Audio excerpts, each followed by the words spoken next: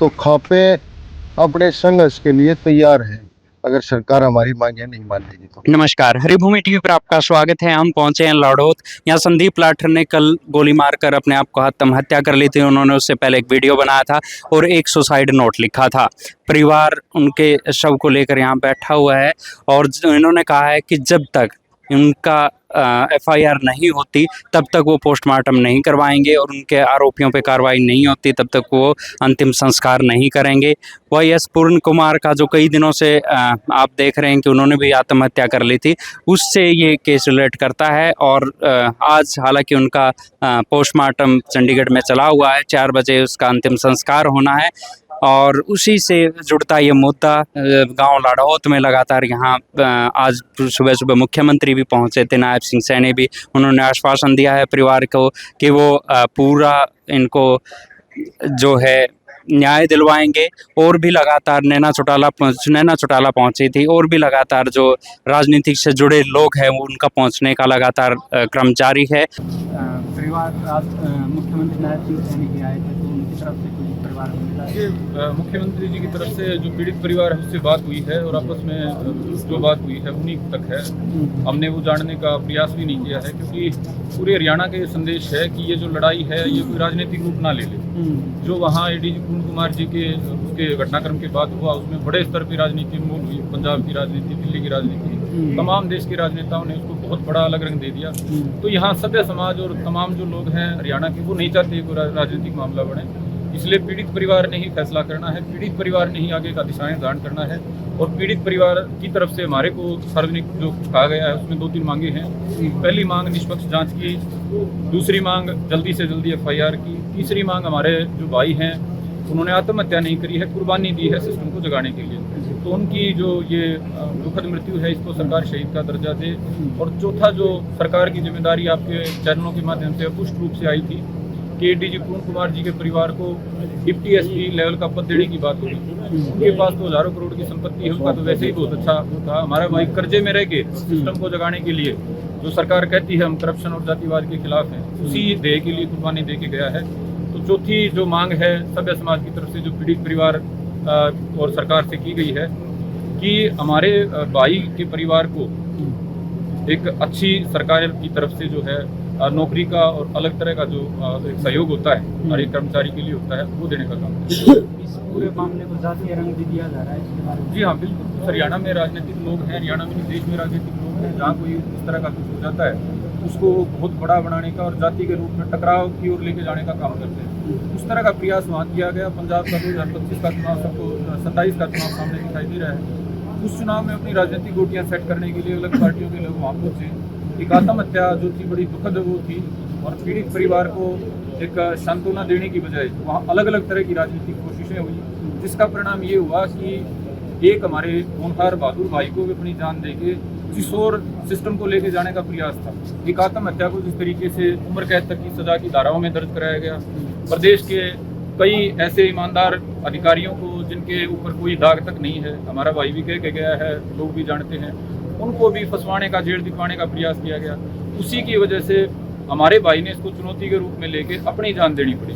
तो ये राजनीतिक तत्वों ने जो राजनीति चलाई उसके लिए हमारे भाई की जान गई है। और हम आगे अनुरोध करते हैं, पूरे समाज ने 36 नहीं 37 बिरादरी ने मिलकर हमारे भाई संदीप को न्याय दिलाने का अपना एक संकल्प किया है। 36 बिरादरी जो होती है जाति की, 37वीं बिरादरी पुलिस की, सब मिलके भाई को न्याय दिलाएंगे। और इसमें कोई जाति नहीं, पुलिस वाले की कोई जाति नहीं होती, अधिकारी की कोई जाति नहीं होती। वहाँ जाति निकालने का प्रयास किया गया, जाति के नाम पे बैठा गया। ये नहीं कहा गया कि एक IPS अधिकारी की मृत्यु हुई है, एक फलां जात के अधिकारी की मृत्यु को लेकर। तो आगे हमारा प्रयास ये रहेगा कि ये 37 बिरादरी मिलके हमारे भाई की जो ये लड़ाई है, जो उसने दिया बन के और रोशन की है, ये लड़ाई भ्रष्टाचार के खिलाफ और सिस्टम में जो जातिवाद है, जिसकी वजह से अलग अलग तरीके से एक अधिकारी अपना काम नहीं कर पाता, उसको डर में रहना पड़ता है कि मैंने कोई काम कर दिया तो 4 आदमी उठ के मेरे को पता नहीं किस केस और किस एक्ट में फंसवा देंगे। तो उसके खिलाफ ये लड़ाई पूर्णता तक पहुंचेगी, ऐसा हमें विश्वास है। प्रशासन की तरफ से क्या उम्मीदें हैं आपको? लगातार बातचीत परिवार से जारी है, तो क्या रुख सकता है? देखिए, रुख के बारे में हम इस सरकार के बारे में मैं व्यक्तिगत तौर से कुछ ज़्यादा कह नहीं सकता हूँ, क्योंकि आंदोलनों को ये सरकार ढीला छोड़ देती है। अगर वहाँ पे 7 दिन जो लोग बैठे हुए थे उनकी बात को अच्छे से सुन के समाधान की ओर लेके जाती, और वो नहीं मान रहे थे तो जैसे भी वो मानते समाधान की ओर लेके जाती, तो ये नहीं होती। आज उम्मीद तो हम कर ही सकते हैं, क्योंकि उम्मीद पे दुनिया कायम है। तो हमारे को उम्मीद है कि ये सरकार एक भाई की कुर्बानी के बाद जागेगी और जल्दी से जल्दी समाधान की दिशा में चीज़ों को लेके जाएगी। एक आपके माध्यम से मैं तमाम जो हरियाणा पुलिस के साथी हैं और महकमों के साथी हैं, वे एक गलत दिशा की शुरुआत होगी। एक अधिकारी चले गए, एक हमारे भाई चले गए, और इस तरह के एक्ट जो है वो आगे नहीं होने चाहिए। आप सिस्टम में समस्याओं से पीड़ित हैं, तो सिस्टम से लड़ने के लिए आपके साथ आपका भाईचारा मौजूद है। देखा होगा आपने कि पूरा हरियाणा भाई संदीप लाठर के साथ, उनकी कुर्बानी के साथ खड़ा है। तो किसी भाई को यदि सिस्टम से परेशानी है, भ्रष्टाचार, जातिवाद से, तो उसके साथ समाज खड़ा होने को तैयार है। आपको अपनी जान देने की जरूरत नहीं है, क्योंकि पूरे समाज में इस बात से बहुत दुख का एहसास है कि भाई जगाने के लिए ही भाई को जान देनी पड़ी। और समाज के लिए भी एक सबक ये है कि क्यों एक भाई को, पुलिस के होनहार बहादुर अफसर को अपनी जान दे के हमारे को जगाना पड़ा। हम इतने सोए हुए क्यों पड़े हैं कि हमारे नाम पे राजनीति करके हमारे को बार बार बांट दिया जाता है जाति में। एक CGI को की जाति ढूंढ ली जाती है, एक IPS अधिकारी की जाति ढूंढ ली जाती है। जो चीज़ें सभ्य समाज में नहीं होनी चाहिए थी, वो बार बार राजनेताओं की तरफ से आगे की गई हैं, और उसकी वजह से अब समाज को अपनी जो लड़ाई है अपने हाथ में लेनी होगी। और ये राजनेताओं की तरफ से जातिवाद की राजनीति है, इस पर ताला लगाना होगा। पहले भी जब रोहतक में प्रदर्शन पवन कुमार के लिए हुआ था, उसमें भी 2-3 खासे ऐसी आगे थी कि जो SP की तरफ आगे खड़ी हो गई थी, उस जातीय रंग देने की कोशिश की। इसके बारे में देखिए, पक्ष विपक्ष की बात नहीं है। हमारी तरफ से मैं सभ्य समाज को कहना चाहता हूँ कि किसी के पक्ष और विपक्ष की बात ही नहीं है। एक ही लाइन हम पहले दिन से कह रहे हैं, निष्पक्ष और सर्वोच्च स्तर की जांच हो। आप हाई कोर्ट की बजाय सुप्रीम कोर्ट के सुपरविजन में जांच कराए। तो हम ये कहना चाहते हैं, किसी का पक्ष या विपक्ष लेना ठीक नहीं है। ना तो हमें ADG पवन कुमार के खिलाफ खड़ा होना चाहिए, ना ही हमें किसी अधिकारी के पक्ष और विपक्ष में खड़ा होना चाहिए।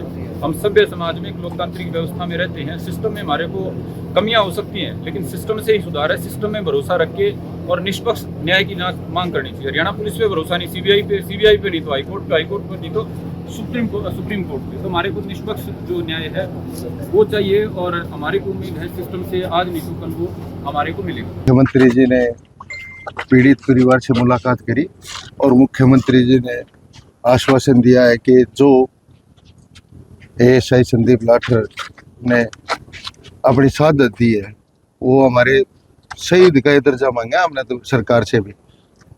उनकी मांगों को वो बहुत जल्द पूरा करने की कोशिश करेंगे हमारे लिए।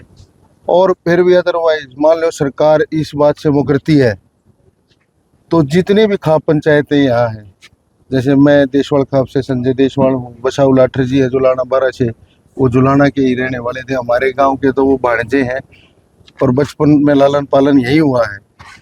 तो खापे अपने संघर्ष के लिए तैयार हैं अगर सरकार हमारी मांगे नहीं मानेगी तो। और दूसरी बात, खाप सारे समाज में एक संदेश देना चाहती है कि आपस में अपने भाईचारे ने मजबूत करें, आपस में टांग खिंचाई ना करें।